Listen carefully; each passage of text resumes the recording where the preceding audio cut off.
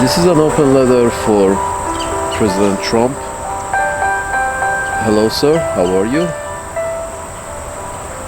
Again, congratulations. Bravo, you have won the presidency once again. I'm sorry, sir. The reason more than a few of my letters, these open videos, open letters, is to use because it's not just to use I've made these videos and stated my opinion to Mr. Elon Musk and Mr. Jeff Bezos and Mr. Many other people and other politicians. It's because for the simple fact that your societies are executively run societies, and if you can provide a different opinion to the executives of these executively run societies, then that leader, that executive, can make more informed decision. There is no misinformation or bad information. You're either informed or uninformed. End of story. When you're informed, you know many aspects of the same story. If somebody is, half-as informed, that person usually knows one side of the story. A person who's well informed knows three sides of the story, not even two sides of the story. There's always multiple sides to the same story. So the only person who's at disadvantage is that the person who only knows one side of the story. That person is at a disadvantage. The more sides of the story you know of, history from different perspectives, history of, let's say, Russia, history of Middle East, history of Eastern Europe, history of Western Europe, history of Africa, the more perspective of the same history you know of, the better informed you are and better decisions you can make. The thing with this mass media system that was bad about it was that they were giving only one side of the story to everybody, and then this one side, that's North Korea, that's a lot of totalitarians, they only give one side of the story. But then the next step is that you have all these news stations, but they're all owned by the same person. You still get one side of the story. If the whole, many media are owned by one person or one organization with one specific perspective on matters, then you still get one side of the story. You're not well informed because every story at least has two sides, if not more. Usually stories have many sides. An accident happens in the middle of the street. The reason the police comes and takes note from many people around where accident had happened is because the police knows there are many different perspectives. Somebody saw something the other person didn't. Somebody paid attention to something the other person just didn't. Therefore, police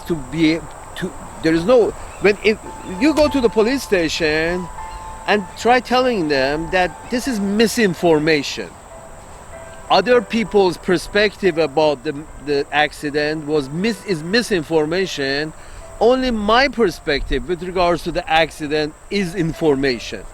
The whole idea of restricting information and saying that, oh no, the mass media delivers the correct information and anything beside that is misinformation.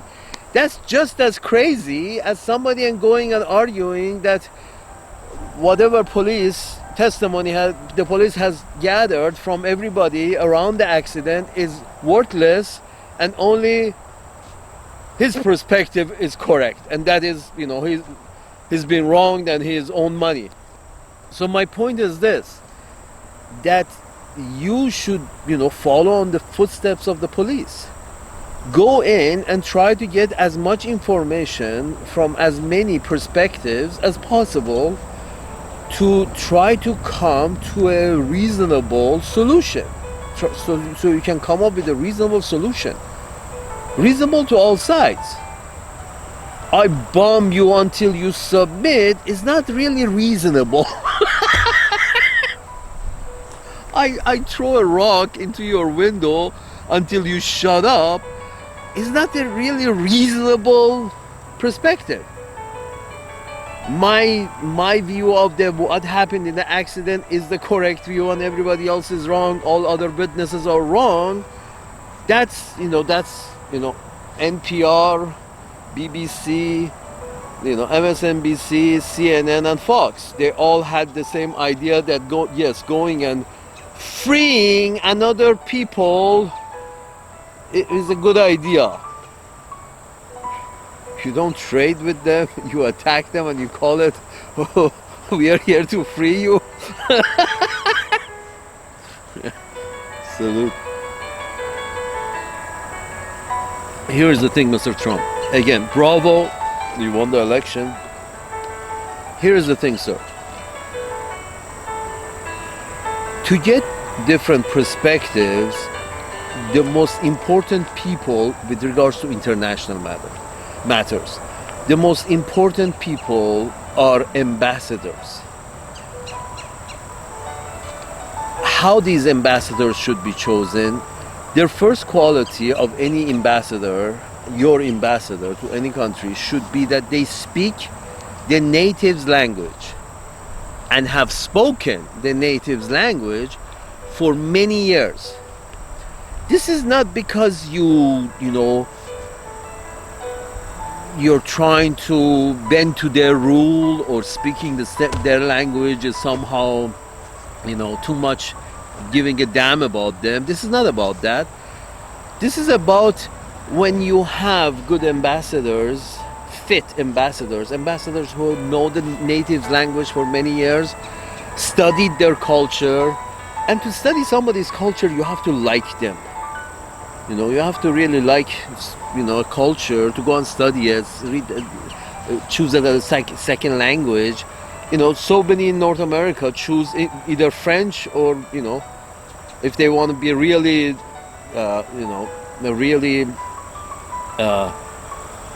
out there, they may choose German or Italian, but usually it's French or Spanish. One is less practical and one is more practical. It depends on your family's, fortune, whether you study French or Spanish. Poor families children are a little more practical and study Spanish as a second language. Rich families' children studied French. Anyway,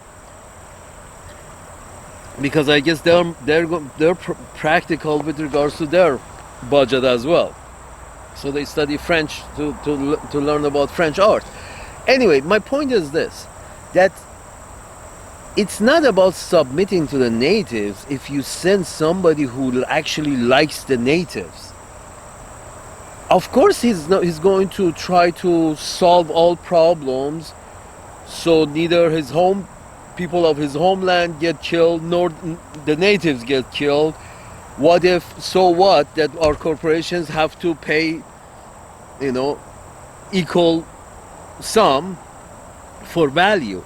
I don't, Here's the thing about John Bolton, for example, is he's whatever an ambassador is, John Bolton is the anti-ambassador.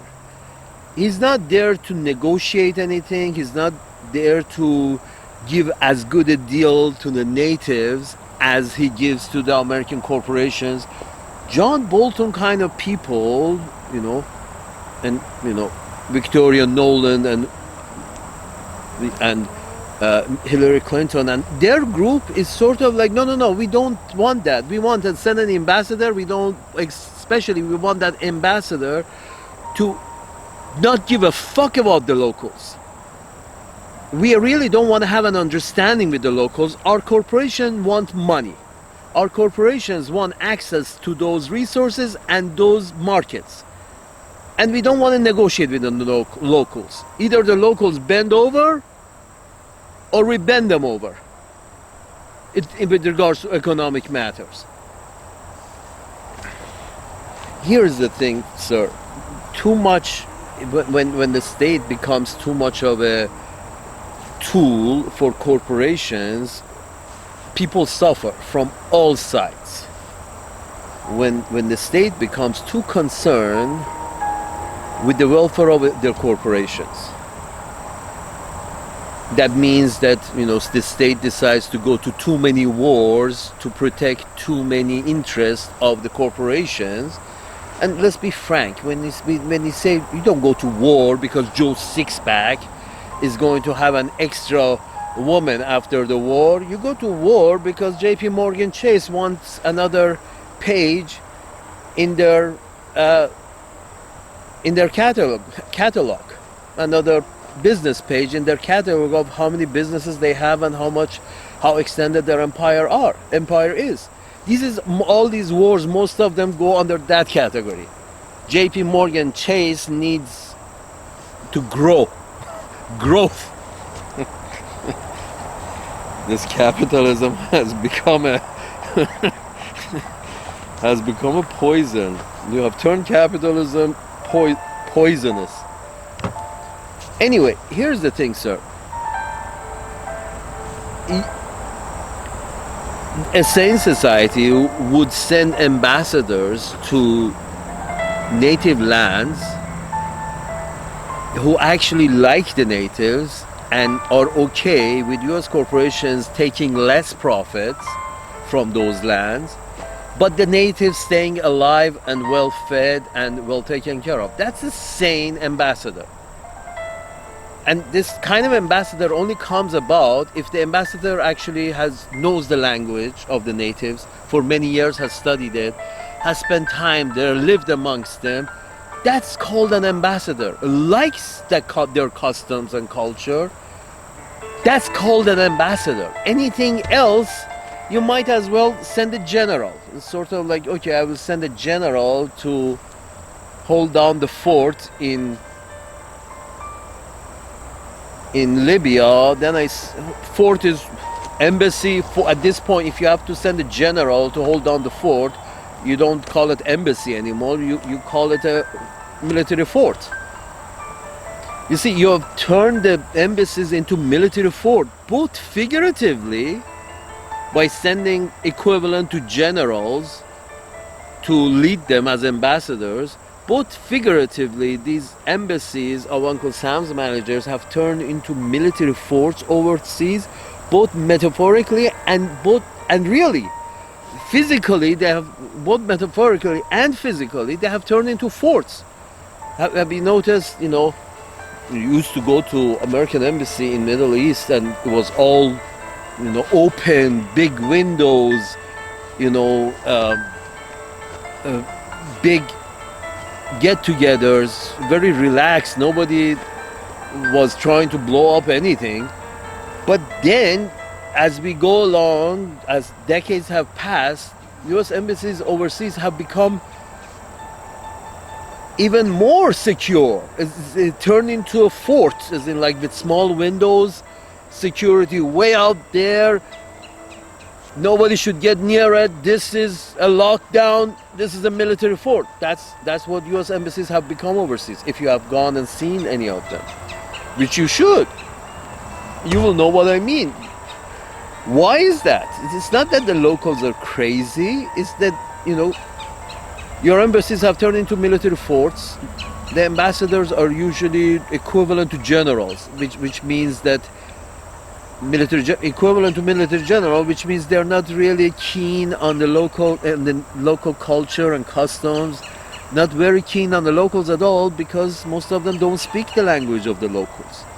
Didn't care for the locals up to yesterday. They were just a guy over there in some business or in some bureaucracy somewhere, was getting paid, and suddenly he was chosen to be the ambassador to such and such, or he was a cousin, or he's a rich guy from there, or a cousin of a rich guy from there, and there be no regards to do these guys have any do these guys have any affinity to the natives? Victoria Nolan, as a person who's very high up in the State Department, literally on the phone in the spy video that has come out, literally on the phone, she said, "Fuck the Europeans," and this woman is the head of European section of the State Department. What other countries call it the foreign secretary, you call it state sector. Anyway, the guys who are in charge of dealing with other people overseas, the woman in charge of the Europeans who oversees all the ambassadors to Europe, all Uncle Sam's ambassadors to Europe, are overseen by this one woman, and she's the one who says, "Fuck the Europeans." These people don't, you guys don't even like the Europeans. You see where I started from. The ambassadors should like the country they go to so much so that they have had many years of studying their language. That's how you bring peace. Because you put sane people in charge who say, no, we prefer a good relationship, even if that means between our countries, even if that means our corporations take home less. Would you like to have peace, or would you like to take home more? Which one is it? Would you want to have peace, or you want to take home more? You can't have peace if you keep wanting to take home more. As simple as that. If everybody is happy with what they got right now, all wars can stop. But if on one side is not happy with what they're taking home, then you have war.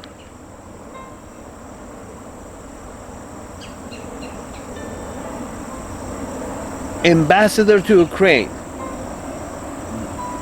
didn't like Ukrainians.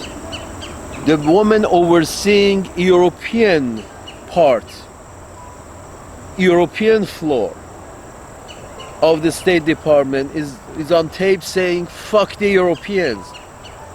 We do it our way because this is beneficial to us. Fuck the Europeans." Germany's economy is done apparently because they haven't got no energy. They were making some deals with the Russians and they were getting energy, exporting machinery, building, exporting, building, exporting. Nobody was being bothered here except that apparently some oil salesman in North America decided that no, why are they buying Russian oil and gas? No, they should buy it from us. Because you don't have a land border with them. Because exporting yours to them would be more expensive. Again, this is the Bolton's idea that what benefits our corporations in North America is more important than peace and quiet. It's more important than the life of the natives. Even it's more important than the life of our citizens. So we send our citizens over there to kill the natives to protect the corporations' right to sell oil and gas at a higher price because we said so. Because you can't buy your oil and gas from Russia. Because we have oil and gas, you have to buy from us. Aren't you a partner? Yeah, some partner. You're poisoning the husband is poisoning the wife. Literally, Germans are being poisoned.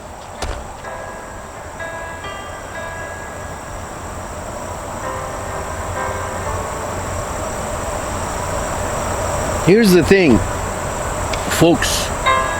This is an executively run system that you have chosen, this democracy, capitalism, all of this. So there's one man who owns you, owns the company, owns the country, it's an executively run situation. Well, the executive decision making is very important, very important. You don't have a board, you don't act like China, you don't have a board of trustees to make decisions so the decisions are all wise. No, you have a one man, and depending on his mood and condition and cognitive abilities or lack thereof,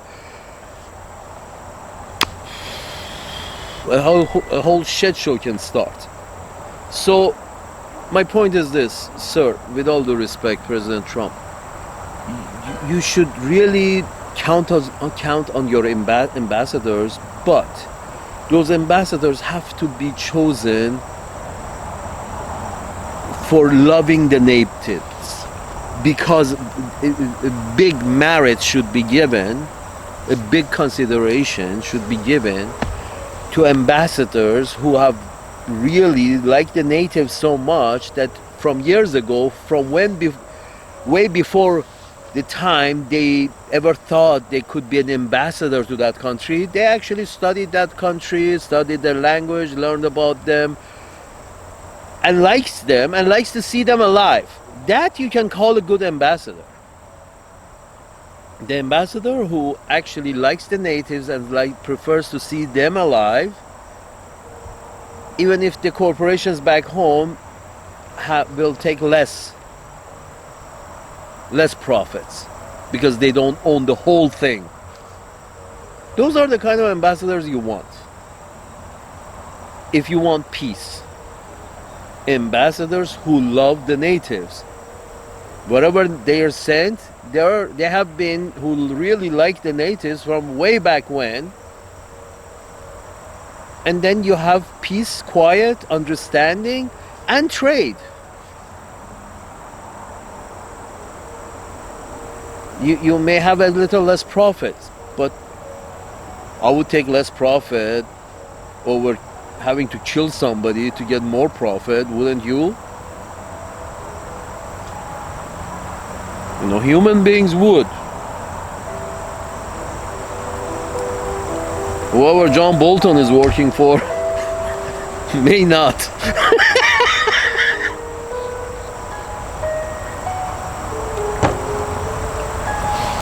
So here's the thing.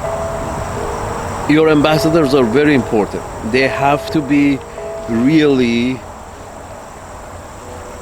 chosen from the pool of people who are really well familiar with whatever country you send them to. If it's Jordan, if it's Egypt, if it's Saudi Arabia, if it's Syria, if it's... You see what I'm saying? It seems the only ambassadors right now, the only ambassadors who are sent and who actually know their stuff about that country are ambassadors to Israel, ambassadors to England, Australia, New Zealand, the Five Eyes, Canada. These ambassadors to these Five Eyes are chosen of exactly that.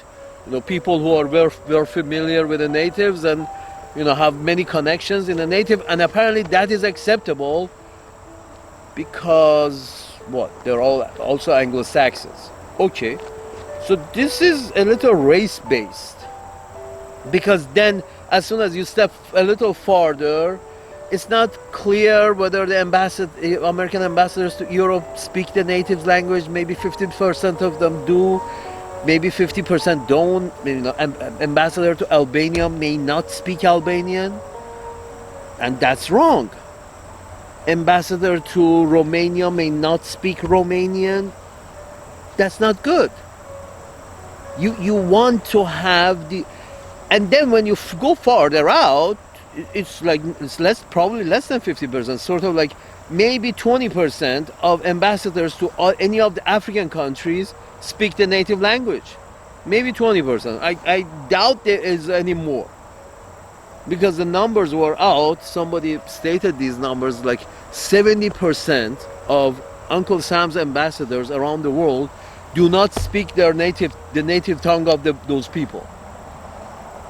Here's the thing, Mr. Trump. Imagine the country of Angola sending, Angola is in Africa, has sent an ambassador to United States who doesn't speak English. You wouldn't be so offended as you would be puzzled, as in, like, these crazy people they have people who speak English in Angola, But they've sent somebody here who doesn't speak English. They're crazy. You would be offended somewhat, but then you feel sorry for the country of Angola for being so stupid as not to understand how important it is for their ambassador to speak English in Washington D.C. So you understand that. You should understand this, that, oh, okay, so ambassadors that we sent to, don't you like the, even going past the language barrier, don't you like, wouldn't you prefer if the Angolan ambassador to Uncle Sam's land not only spoke English but had, was educated, some of his education would have been in Uncle Sam's land, know the customs and the holidays, so right on time he or she would send a proper postcard to the White House congratulating Thanksgiving and congratulating Christmas and this and that. You would consider that as a good ambassador. He speaks English, he knows the custom, he has been here before, he knows what's what here, and he knows our holidays, and he sends the proper greeting card every holiday from his embassy as his, in his position as ambassador. Well, you have to send the same kind of ambassadors there. The ambassador to Turkey, the ambassador to Angola, the ambassador to Chad and Namibia, they all have to speak the natives' language, actually know their custom, have spent years before being an ambassador, have spent years with them in order to get the best deals, win-win for both sides, even if that means less profits for U.S. corporations, because he likes the natives. He doesn't want the natives to see the natives dead. He likes the local architecture. What's wrong with that?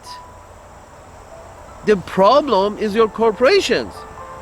Put pressure on these civil servants, these ambassadors who don't speak the native tongue, don't care about the natives.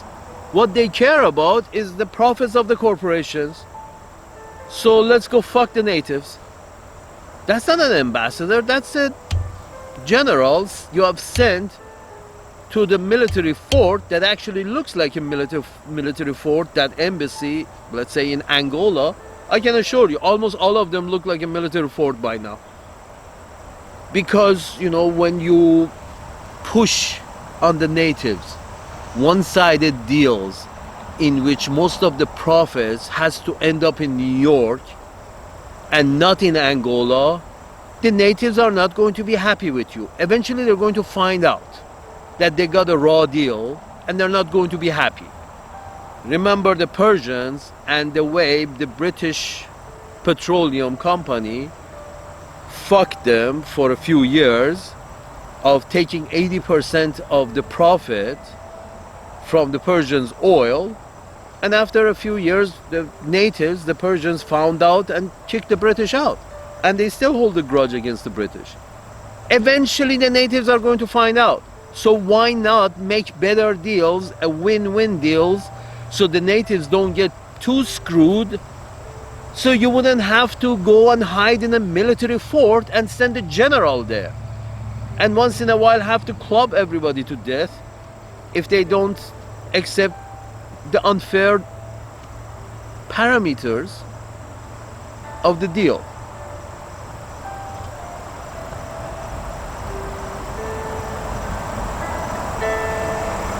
You can take a little less and live at peace with your neighbor, or you can expand NATO and say we want access to Ukrainian soil and Ukrainian minerals, so we're going to try to get full access for free. We don't want to pay for the Ukrainian minerals, not to the Russians and not to the Ukrainians. We want it for free. So let's start a war and put them in debt, and after we win the war, we tell them that, okay, as for the cost of your debt that you fought for freedom, Now you give us your minerals, and we write off your for you give us your minerals for free, and we write off your debt. This is what the whole thing in Ukraine is about. Bankers want to double their profits. They don't want to pay for Ukrainian raw resources. So Ukraine has to, fight a war, go into debt with all these overpriced weapons being shoved up its ass, go into debt, and now you have to give us your minerals to cover this debt that you owe us for your freedom.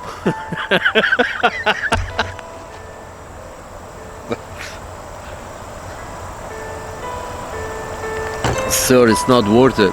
Peace on earth is more, I think, peace on earth is more important than a few more dollars at the bottom line of the corporations.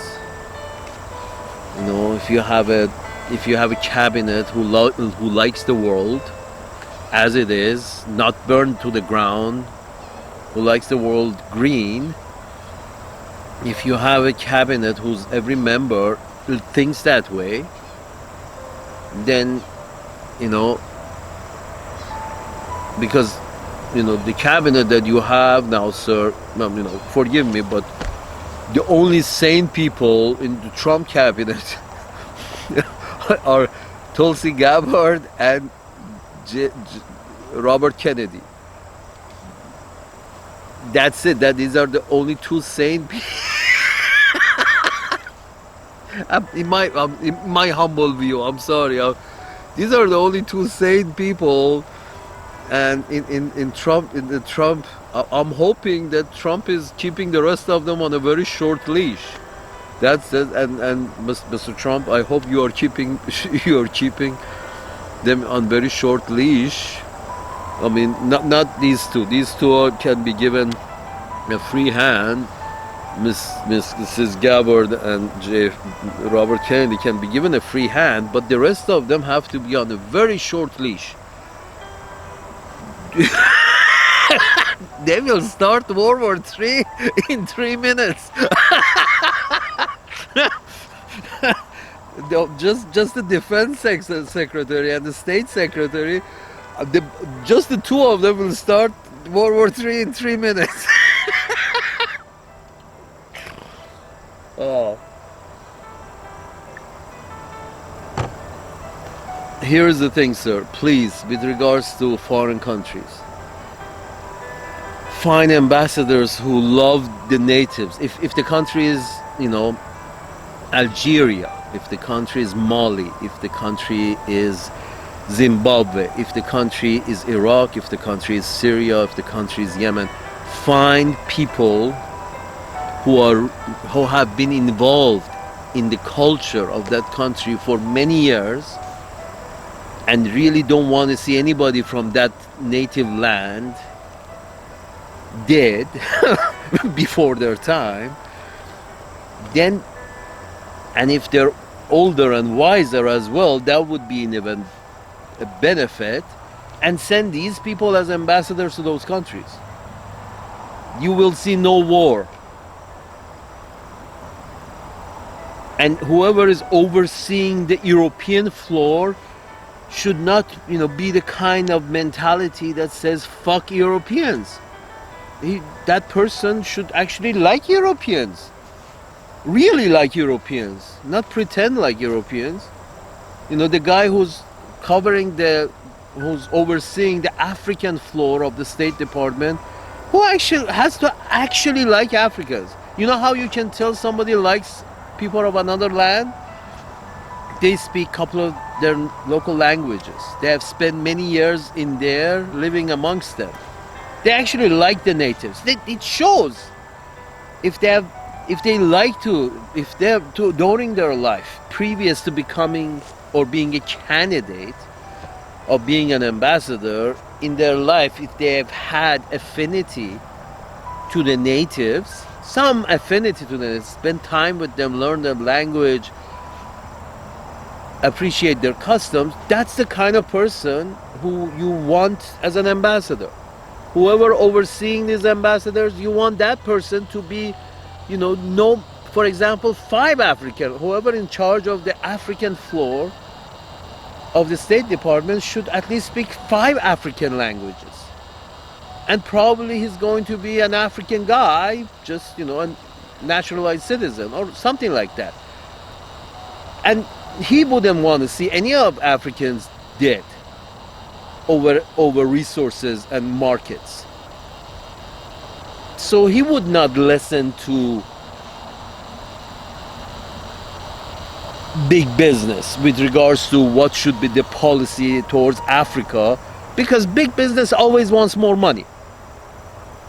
The war in Ukraine, the war in Israel, they're all bankers' war. They're all bankers. The only people who are getting rich are bankers. Because bankers also own the arms manufacturers. Bankers own everybody. All bankers own my ass. If there is any conflict and there is a lot of material being used and a lot of expensive material is being used, somebody is making boatloads of money. And that somebody are the bankers.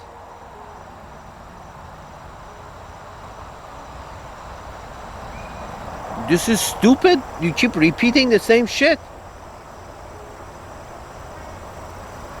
People get killed, bankers get rich. Whatever the scenario is, you call it war. Whatever, there are different words for it in the galaxy, but whatever this is, this is a vicious circle. The bankers get rich and people get killed in these mechanisms that you call war.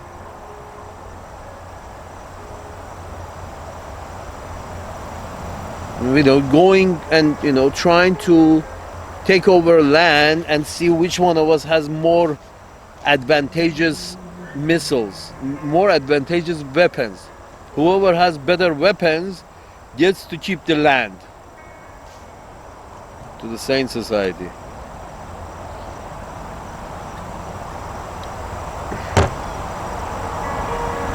Enough is enough. You have done this many times on your planet. Stop. You did it in North America, you did it in South America, you did it in Africa, you did it in Asia. And when I say you, I mean you Europeans have been the last. I know before you there were the Mongols, and then there were the Greek and the Romans and the Persians, and I know they were all bloodthirsty mammals. But the last one is Europeans. If you stop and you realize what is going on, what you're doing, and this all about the banks and corporations demanding growth in their bottom line, if you stop and realize that, you will stand up to the corporations and say, no, your bottom line is just fine where it is. You don't need to make any more money. That's profit that you're making is good. No need to grow anymore. It's good. Let's stop the war and come up with some kind of a business deal that is fair and works for everybody. And nobody gets to keep the land for free and take up its resources for free. Iraqi money, oil money, should not go to New York, to a New York bank account. Iraqi oil money should go to Iraq.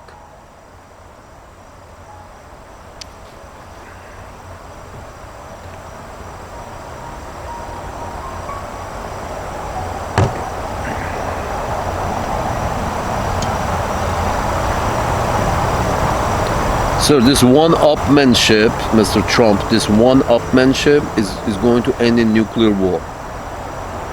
This is just, if he increases pressure, we increase the pressure. He increases pressure, we increase pressure, because he's not going to give up, and we are not going to give up, whether it be in Middle East, in West Asia, in Arabian Peninsula, or whether it be in Eastern Europe, in Ukraine.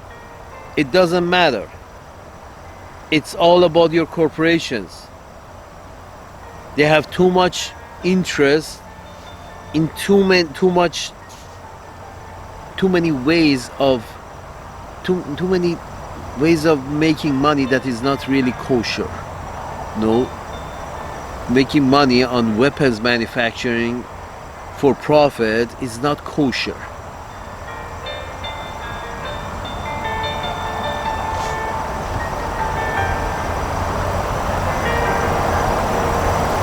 And you should, Mr. Trump, you should, with all due respect, you should point to your corporation, point them to space and say, hey, whatever resources you need is in space.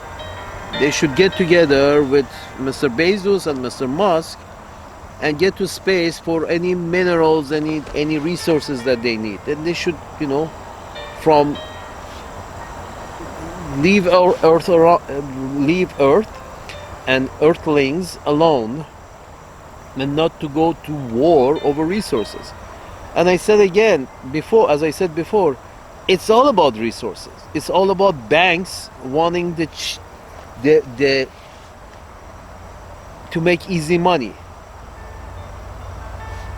They want to have resources for free so they can sell it for something and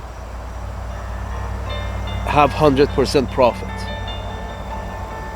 That's just mad. That's just insane. Killing people because your corporations want to double their profit. They want 100% profit.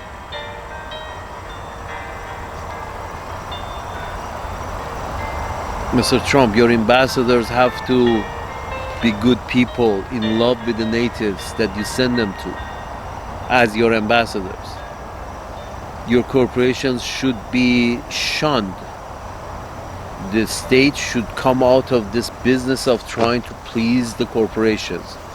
The state should come out of this state of trying to please corporations, especially the corporations which are influential, which influential in foreign policy, because those corporations do foreign business.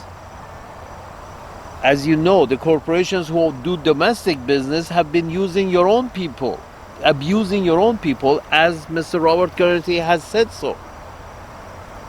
As Mr. Robert Kennedy has said many times, he's saying right now many times, that the food corporations and this corporation and that corporation are abusing our own people. Well, other corporations are abusing people from other lands. Your corporations are out of hand.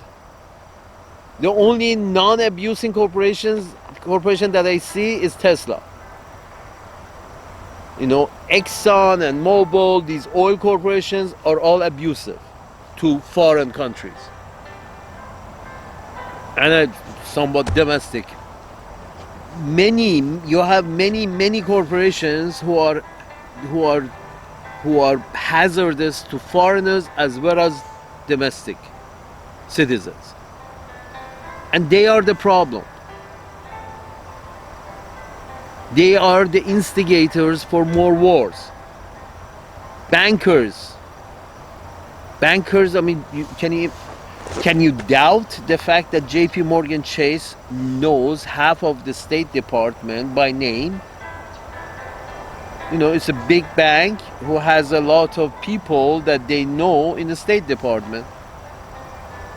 Is there any doubt in that? They owe a lot of people in JP Morgan Chase knows a lot of people in State Department, and they know a lot of people, and they own a lot of stocks in arms industry. BlackRock, State Street, Vanguard know a lot of people in the State Department and know a lot of people in the arms industry. So now it makes sense that the State Department doesn't really care if the ambassador likes the natives in Zimbabwe. In fact, State Department thinks it's a bad idea if their ambassadors in Zimbabwe likes the Zimbabwean people, because that's a bad thing. That hinders the negotiation position that they're going to take on behalf of Exxon, on behalf of Raytheon. This is all, but you do understand this with regards to the Five Eyes, these Anglo-Saxon, English-speaking countries. In these cases, you understand. You don't want to apparently fuck, your corporations apparently don't want to fuck them up the ass. So your ambassadors are safe from the influence of those corporations in these five countries and Israel. But every other country, your ambassadors are, totally in the hands of these corporations. Your ambassadors really don't give a fuck about the natives. Apparently, they care about the corporations. Victoria Nuland and her underling, they both believe that the Europeans should get fucked. They literally said it. And it's not just one, we have these on record. But that's the whole idea apparently. You should fuck them and fuck them and fuck them and fuck them and fuck them. Why? Because JP Morgan Chase needs to grow their bottom line. It's to JP Morgan Chase. Salute.